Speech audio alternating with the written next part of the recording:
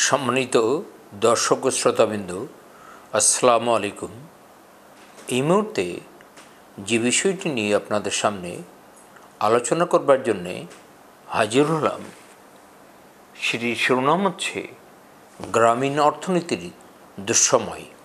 আপনারা জানেন যে বাংলাদেশে পণ্যমূল্য দিন দিন অস্বাভাবিক হারে বেড়ে যাচ্ছে।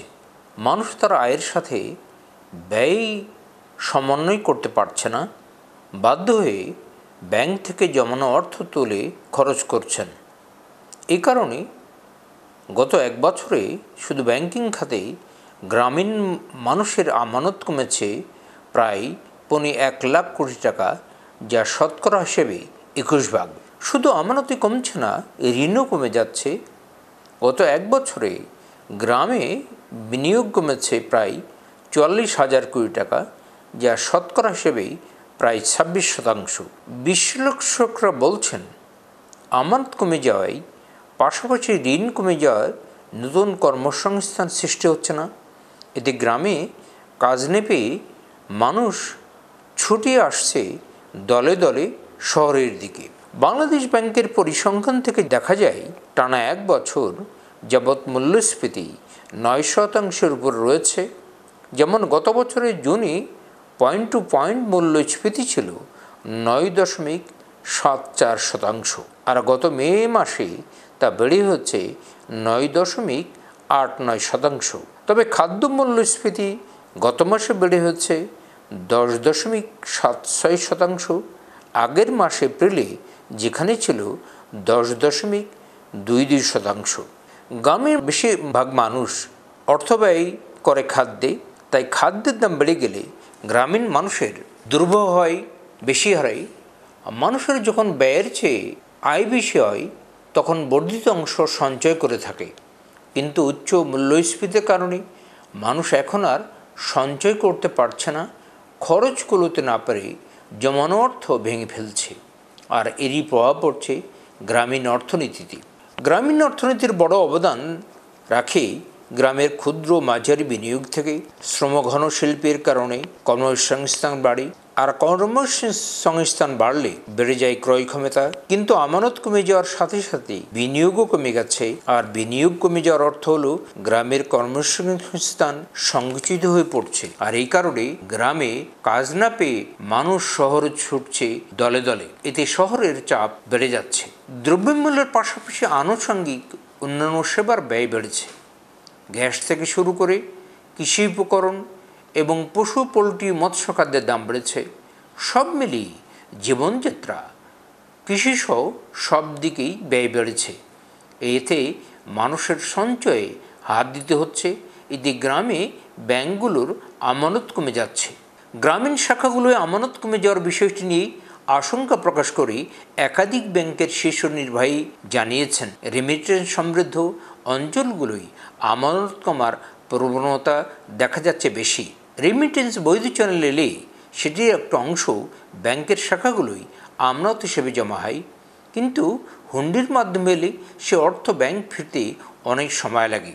পাশাপাশি উচ্চ মূল্যস্ফীতিও চাপেও মানুষ সঞ্চয় ভেঙে খাচ্ছে বলে তারা মনে করছেন। ব্যাংকাররা জানিয়েছেন, প্রায় 2 বছর ধরে দেশের ব্যাংক খাতে আমানতের প্রবৃদ্ধি খুবই মন্থর। এই কারণেই দেশের ব্যাংক খাতে আমানতের এবং তারল্যের সংকট সৃষ্টি হচ্ছে। কিছু ব্যাংক এখন 13-14 সুদেও আমানত সংগ্রহের ঘোষণা দিচ্ছে, এরপরও প্রত্যাশিত আমানত মিলছে না। উচ্চ মূল্যস্ফীতির কারণে মানুষের জীবনযাত্রার ব্যয় অনেক বেড়ে গেছে। এই কারণে ব্যাংকে সঞ্চয়ের মতো অর্থ বেশিরভাগ মানুষের হাতেই অবশিষ্ট থাকছে না বলে মনে হচ্ছে। গ্রামের মানুষ জীবনযাত্রা ব্যয় নির্বাহ করতে গিয়ে সঞ্চয় ভাঙছে বলে জানিয়েছেন বিভিন্ন ব্যাংকের স্থানীয় শাখার ব্যবস্থাপকরাও। তারা জানিয়েছেন, মূলত জীবনযাত্রার মান অনেক বেড়ে যাওয়ায় মানুষ সঞ্চয় ভেঙে ফেলছে। বাজারে সব জিনিসের দাম বেশি হয়। মধ্যবিত্ত, নিম্ন মধ্যবিত্তরা আয়ের সাথে সঙ্গতি রেখে চলতে পারছে না, যে কারণে তারা ডিপিএস ভেঙে ফেলছে। এতে আমানতও অনেক কমে আসছে। সম্মানিত সুধীবৃন্দ, আমি এতক্ষণ আলোচনা করছিলাম গ্রামীণ অর্থনীতির দুঃসময় শীর্ষক শিরোনামে। তো এই প্রসঙ্গে আর দু একটা কথা বলেই আমার আলোচনাটা আজকে শেষ করব। বাংলাদেশের অর্থনীতি অনেক দিন ধরেই নানান সংকটের মধ্যে দিয়ে চলছে এবং বাংলাদেশের অর্থনীতির গতি প্রকৃতি নিয়ে আমি এর আগেও কয়েকটা ভিডিও করেছি। আজকে শুধুমাত্র সামগ্রিক অর্থনীতির বিচার বিশ্লেষণ না করে গ্রামীণ অর্থনীতির কী অবস্থা সেটি আলোচনা করবার জন্য আজকে এই গ্রামীণ অর্থনীতিকেই আজ আমার বক্তব্যের শিরোনাম নির্ধারণ করলাম। তো যখন সামগ্রিক অর্থনীতির অবস্থা খারাপ হয় একটি দেশের, স্বাভাবিকভাবেই গ্রামীণ অর্থনীতিও যে খারাপের দিকে যাবে এটা তো বলাই বাহুল্য। এখানে একটি বিষয় উল্লেখ করার মতো সেটা হচ্ছে যে বাংলাদেশের বেশিরভাগ মানুষ গ্রামে বাস করে এবং বাংলাদেশের অর্থনীতি অনেকাংশে কৃষি উপর নির্ভরশীল। বাংলাদেশের অধিক সংখ্যক মানুষ এই কৃষি খাতের উপর নির্ভরশীল। সেই জন্য দেশের যখন গ্রামীণ অর্থনীতি বা গ্রামের মানুষ যখন ভালো না থাকে, তার ফলে সামগ্রিক অর্থনীতির উপরেও একটা চাপ পড়ে। এখন ব্যাপার হচ্ছে যে দিন দিন দ্রব্যমূল্যের হার বেড়েই চলেছে। যে দ্রব্যগুলো মানুষের প্রতিদিন ব্যবহার করতে হয়, যেমন ধরেন চাল, ডাল, তেল, তরি তরকারি, মশলা, লবণ, বিভিন্ন অন্যান্য খাদ্যদ্রব্য, সেগুলো কিনতে যে মানুষ তো দৈনন্দিন জীবনে হিমশিম খাচ্ছে। কিন্তু যে হারে জিনিসপত্রের দাম বাড়ছে, ওই তুলনায় গ্রামের মানুষ কিছুতেই তার ইনকাম বাড়াতে পারছে না।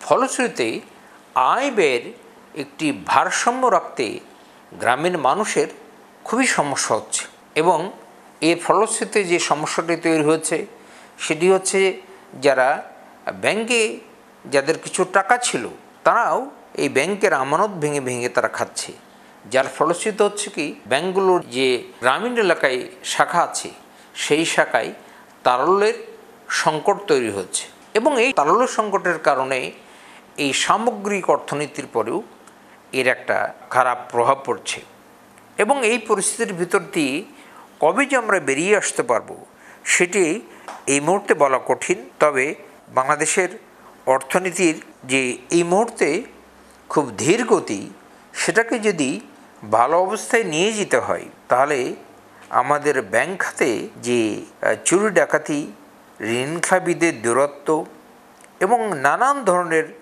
অনিয়ম অসঙ্গতি এই ব্যাংক খাতে বিরাজ করছে, এইগুলো খুব শক্ত হাতে দমন করতে না পারলে আমরা কিছুতেই আমাদের অর্থনীতিকে টেকসই ও মজবুত করতে পারবো না। সম্মানিত সুধীবৃন্দ, আমি যেটি শুরু করেছিলাম গ্রামীণ অর্থনীতির দুঃসময়, এই আলোচনাটি করবার জন্য আরও কিছু সময়ের প্রয়োজন ছিল, কিন্তু আমার আলোচনাটি আরও দীর্ঘায়িত হয়ে যাবে সেই আশঙ্কায় আমি এই মুহূর্তে আলোচনাটি এখানেই শেষ করতে চাচ্ছি।